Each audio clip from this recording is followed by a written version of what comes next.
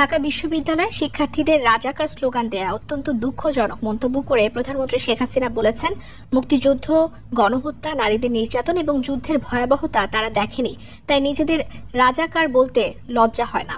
রাজধানীর তেজগাঁওয়ে প্রধানমন্ত্রীর কার্যালয়ে বার্ষিক কর্মসম্পাদন চুক্তি স্বাক্ষর এবং শুদ্ধাচার পুরস্কার প্রদান অনুষ্ঠানে একথা বলেন প্রধানমন্ত্রী।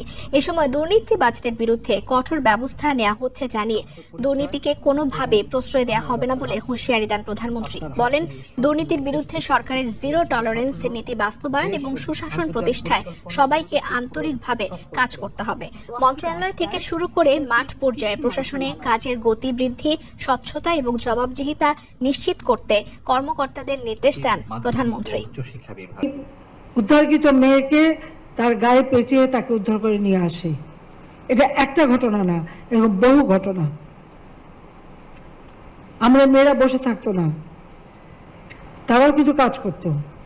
পিরোজপুরের যে মেয়েটা, তাকে ধরে নিয়ে যায় ক্যাম্পে, রান্না করতো এবং তার উপর পাশবিক অত্যাচার হতো, কিন্তু ওরই ফাঁকে সে ওদের খবর নিয়ে সেই নদী সাঁতরে পার হয়ে রাত্রেবেলা চিতলমারিতে যেয়ে সে মুক্তিযোদ্ধাদের কাছে খবর দিয়ে আসতো। ধরা পড়ার পরে তাকে গাড়িতে, দুটো গাড়ির সঙ্গে তার দুই পা বেঁধে সেই গাড়ি দুদিকে টেনে তাকে ছিঁড়ে টুকরো টুকরো করে ফেলা হয়।